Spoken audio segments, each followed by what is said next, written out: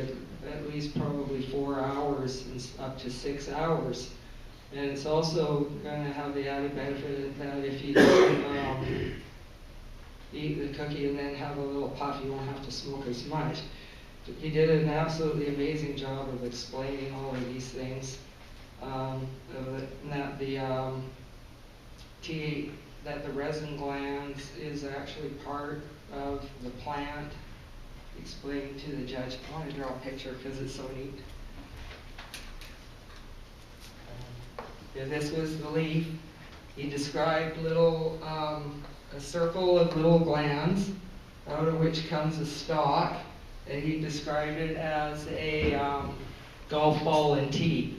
And on the top of the stalk forms the resin gland, and it's the actual leaf producing the resin that pumps it up through the stalk and into the gland, and the gland expands to hold the resin.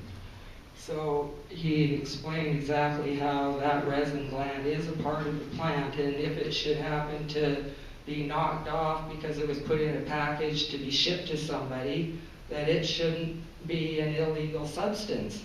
It was part of that plant, the plant produced it, and so there shouldn't be separate charges for possession of cannabis and possession of THC, things like that.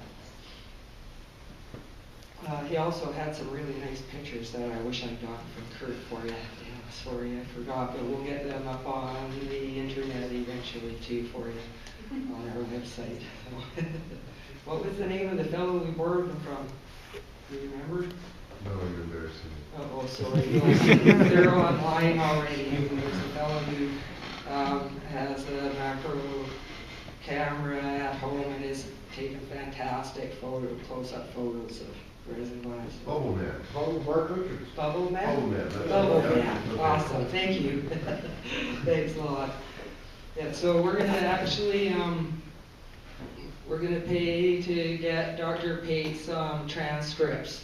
So we'll be able to we told them that we were going to just keep using them and using them as much as we could. So, it was just incredible, the amount for the drug and tobacco regulations, the whole name for it. And it was very, it was absolutely astounding. His testimony. It came out that he lied about his own affidavit. Something about Kirk's has amazing spidey senses, and he just kept questioning him and wanted to know. He didn't feel right about the last page of his affidavit, and on the last day of questioning, he just kept asking him, like, are you sure you wrote this thing? And what's, like, because he was contradicting himself about all sorts of things too. And it came out that his boss actually had told him not to write any, they didn't give him any instructions at all, so he didn't write any conclusions. And his boss wrote the last whole page of conclusions for his affidavit, so the judge at that point stated that he'd have to wait and see whether he was going to give any weight to his whole testimony. So that was a very exciting end to that.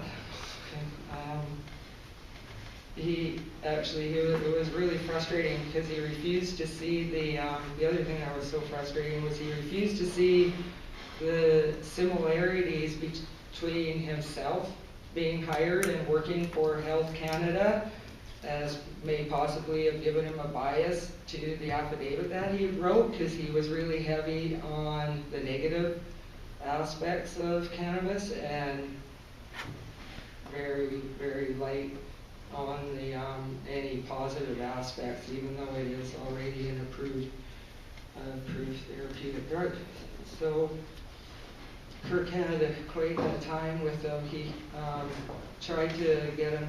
He didn't want to accept any of Ethan Russo's writings because he works for GW Pharmaceuticals, and he just wouldn't relate to the similarities between him working for Health Canada and Ethan working for GW Pharmaceuticals as being biased in any way.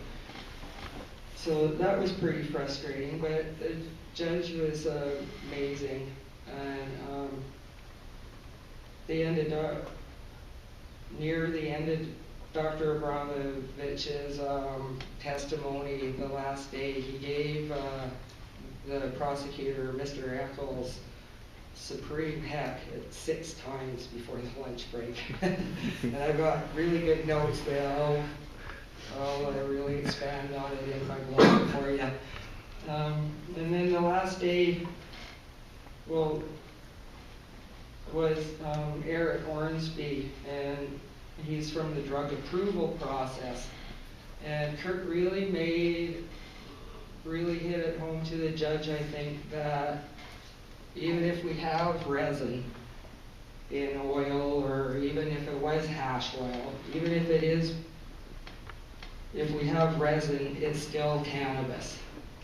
And this is what they've been trying so hard to say, that it's another substance. It's not. It hasn't been changed in any way, shape, or form. It's only been refined and gotten rid of all of the chlorophyll and cellulose that, doesn't really do us any good, especially if you eat it, unless you eat a high fiber diet. So it was really exciting to be there. Owen feels really, really good. The one thing that's come out near the end that was a big surprise to us all, that we didn't really see coming, was this not separating the resin from the plant. And because of that, we may be able to, the laws, we may not have to actually fight so hard to change the laws, but cannabis could be removed from the Controlled Drugs and Substances Act and merely moved into the Natural Health Products Act, where it belongs.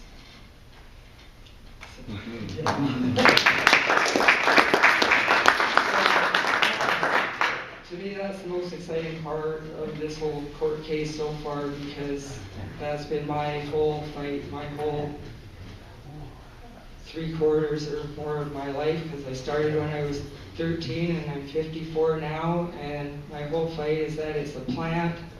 It needs to grow free like a plant, and we need to be able to use it free like a plant.